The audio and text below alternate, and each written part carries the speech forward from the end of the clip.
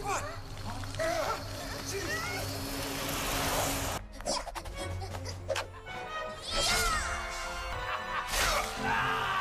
Halo adik-adik manis, di video kali ini gue akan mereview Upin dan Ipin movie yaitu Keris Siamang Tunggal. Dan langsung saja, inilah Upin Ipin the Movie Keris Siamang Tunggal. Di awal film diperlihatkan pada zaman dahulu di mana kerajaan Indraloka berada. Hiduplah makhluk jahat bernama Raja Barsiong. Dia datang ke istana kerajaan dan menyerang Raja Indraloka. Dalam pertempuran, Raja Indraloka harus gugur. Namun, kekuatan dari Keris Siamang Tunggal dapat menggagalkan sedikit niat jahatnya. Raja Barsiong gagal mendapatkan keris sakti tersebut, dan kemudian Keris Siamang Tunggal berteleportasi ke alam nyata. Dan kini Raja Barsiong menduduki kerajaan Indraloka. Scene kemudian berpindah ke dunia nyata, di mana di sana ada Ipin dan Upin, sosok kembar yang tinggal di kampung durian runtuh. Mereka sedang mengejar ayam peliharaan Tok Dalang yang bernama Rambo. Tapi sebelumnya, mereka dikejar sekelompok angsa sebelum mengejar Rambo yang mencuri sendalnya si Upin. Setibanya mereka di rumah Tok Dalang, mereka dikejutkan oleh Tok Dalang yang memakai topeng. Rupanya dia sedang merapikan gudang yang ada di belakang rumahnya. Upin dan Ipin pun membantu Tok Dalang merapikan gudang tersebut.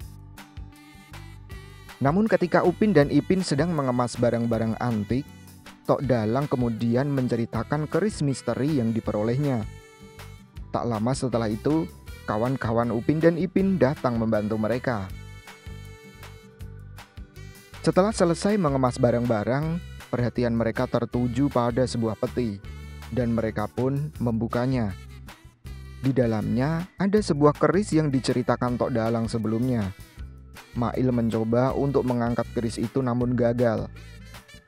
Tetapi ketika Upin dan Ipin mencoba mengangkat keris itu, mereka berdua berhasil dengan mudah. Semua nampak biasa saja sebelum Ehsan menunjukkan kata-kata dalam keris itu. Lalu Ipin dan Upin membacanya dan tiba-tiba keris itu bereaksi. Suasana pun menjadi tak terkendali, guys. Gerbang teleportasi terbuka dan mereka pun masuk ke dalamnya, termasuk Rambo yang hampir saja ikut ke dalamnya. Mereka pun sampai di negeri Indraloka. Namun mereka terpecah menjadi dua kelompok. Upin, Meme, Jarjit, dan Ehsan terdampar di depan batu belah bertangkup. Sedangkan Ipin, Susanti, Mail, dan Fizi terdampar di pohon misti. Di sini Upin dan kawan-kawan bertemu dengan pemuda bernama Mat Yenin yang merupakan penduduk asli Indraloka. Mat Yenin ini menemukan bagian dari Keris Siamang Tunggal yang terpecah menjadi 3 bagian. Kemudian mereka pun teringat dengan Ipin dan kawan-kawan dan mencarinya. Meskipun mereka tak tahu apa yang harus mereka lakukan, tapi mereka bertekad untuk bersatu kembali dan pulang ke tempat asal mereka. Scene berpindah ke lokasi Ipin dan kawan-kawan yang sedang mencari Upin. Di sana mereka menemukan seekor burung yang punya sayap 4. Ipin dan Mail berusaha menangkap burung itu. Kemudian Ipin menemukan gagang dari Keris Siamang Tunggal yang menancap di tanah. Setelah itu terdengar suara Mail yang dikejar oleh Heliang, atau yang kita kenal dengan Tonggeret, yang mana Heliang itu berubah menjadi manusia. Mereka adalah pengawal Raja Barsiong. Namun kemudian datanglah seorang anak kecil yang membawa ketapel. Dia bernama Belalang. Ia bisa membuat tanaman serangga menjadi besar dan memangsa Heliang tersebut. Ipin dan kawan-kawan pun melarikan diri, guys. Di tempat lain, Upin dan kawan-kawan mengikuti Mat Yenin dalam mencari cara untuk pulang. Lantas karena lapar, Mat Yenin mengajak mereka untuk mampir di warung pisang selai yang konon menyajikan pisang terbaik di Indraloka. Namun Mak Druma, si pemilik warung, menolak membuat pisang selai. Namun untuk menghindari kekecewaan, Upin menawarkan bantuan dan akhirnya pisang selai pun dihidangkan. Mak Druma yang kelihatan sedih menceritakan sejarah hidupnya di masa lalu yang telah didurhakai oleh anaknya sendiri yang kini berubah menjadi batu. Ia menangis dan air matanya membuat bagian keris Siamang Tunggal bereaksi. Lalu datanglah sekelompok ikan yang bernama Swagfish datang menyerang Pulau Pisang. Suasana pun menjadi kacau. Mak Druma pun menyuruh Mat Yenin membawa lari Upin dan kawan-kawan ke Pelabuhan Megah. Dan ia berpesan agar bertemu dengan Nahkoda Ragam untuk meminta bantuan darinya. Berpindah ke kerajaan Indraloka, ternyata aura keris ini dirasakan oleh Raja Barsiong. Dan ia tahu bahwa keris Siamang Tunggal sudah berada di Indraloka. Ia mengetahui kalau keris ini akan membahayakannya. Kemudian memerintahkan pengawal untuk menghancurkan keris tersebut. Kemudian Pak Belalang, ayah dari anak kecil yang menolong Ipin tadi, dipanggil oleh Raja Barsiong dan meminta penjelasan bahwa ia merasakan keris Siamang Tunggal telah kembali. Selepas kembali dari istana, Pak Belalang bertemu dengan Ipin dan terkejut dengan keberadaan keris tersebut di tangannya. Pak Belalang pun menyuruh mereka agar melarikan diri dari tempat itu. Karena pengawal Barsiong yaitu Ray, Ri, dan Ang akan ke tempat mereka dan mengejar Ipin. Kemudian mereka pun berlari menuju Pelabuhan Megah. Sementara rumahnya telah dikepung oleh pengawal Barsiong. Singkatnya, Pak Belalang ditangkap dan dipenjarakan. Di Pelabuhan Megah, keris itu menunjukkan bilahnya yang pertama. Belalang mengetahui akan ada pertunjukan musik oleh Nahkoda Ragam di pelabuhan.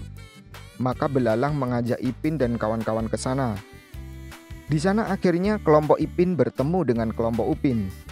Di tengah pertunjukan itu, datanglah anak buah Barsiong. Saat mereka mau menyerang, untung saja Nahkoda Ragam membantu mereka untuk melarikan diri. Tapi satu persatu teman-teman Upin dan Ipin ditangkap oleh anak buah Barsiong.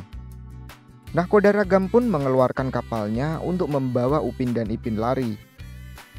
Anak buah Barsiong mencoba menaiki kapal, namun digagalkan oleh Upin yang mencabut keris itu dan mengeluarkan kekuatan yang dahsyat. Akibat serangan itu, anak buah Barsiong terluka. Sebelum mereka pergi, anak buah Barsiong mengatakan, jika ingin teman-teman mereka selamat, Upin dan Ipin harus membawa keris itu ke kerajaan Indraloka. Upin dan Ipin berencana memberikan keris itu kepada Raja Barsiong, namun dilarang oleh Nahkoda Ragam dan Mat Yenin. Karena jika keris itu di tangan Raja Barsiong, kerajaan Indraloka akan musnah. Mendengar nasihat mereka, Upin dan Ipin mulai tenang dan mereka berencana untuk menyerang kerajaan. Sesampainya di Pulau Angan Makanda, perhatian Ipin dan Upin dialihkan oleh binatang lucu dan sempat bermain-main dengannya. Namun binatang itu membawa sendal Upin dan membawanya kabur. Upin dan Ipin yang mengejarnya sampai di sebuah gua. Di sana terdapat lukisan di sebuah dinding yang menggambarkan sebuah keluarga. Mereka pun sedih karena teringat akan Opa dan Kak Ros di rumah. Di tengah kesedihan itu, mereka melihat Opa dan Kak Ros di balik air terjun. Namun itu semua hanyalah halus semata. Tak lama Belalang dan Mat Yenin dan Nahkoda Ragam pun datang mencari mereka. Di sana mereka bertemu dengan wanita cantik yang bernama Bawang Merah. Mereka pun menanyakan kenapa ia bisa berada di sini. Bawang Merah pun bercerita tentang dirinya yang difitnah oleh Bawang Putih, adiknya sendiri. Karena itu, ia pun dipenjara di sini. Di sisi lain, Bawang Putih pun sebenarnya berada di dalam penjara bersama kawan-kawan Ipin dan Upin dan juga ayah Belalang. Bawang Putih menceritakan tentang kejahatannya dan merasa menyesal telah memfitnah Bawang Merah. Kemudian Nahkoda Ragam melihat kolam yang bisa menuju ke kerajaan, namun kolam itu telah mengering. Bawang Merah yang melihat kebersamaan Ipin dan Upin teringat akan kebersamaan masa lalu dengan Bawang Putih. Bawang Merah menangis dan ia mengatakan kalau ia memaafkan kesalahan Bawang Putih. Akibat tetesan dari air matanya membuat kolam kembali ada dan memunculkan bagian dari keris Siamang Tunggal. Mereka pun bergegas menuju kerajaan. Sesampainya di sana, mereka memasuki penjara dan bertemu dengan teman-temannya.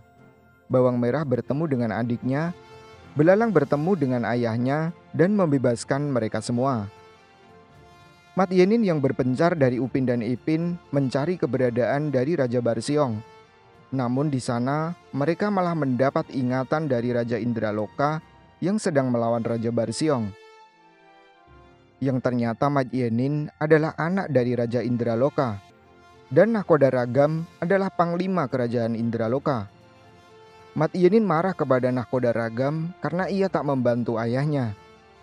Karena sebenarnya Raja memerintahkan untuk menyelamatkan Mat Yenin dan membawanya kabur. Ipin dan Upin pun memisahkan perdebatan mereka. Mat Yenin yang sedih atas kematian ayahnya membuat keris itu sepenuhnya kembali utuh. Ia pun membaca tulisan yang ada di keris itu. Namun sebelum semuanya terbaca, Raja Barsiong muncul dan terjadilah pertarungan yang seru antara mereka. Mat Yenin akhirnya terpojok.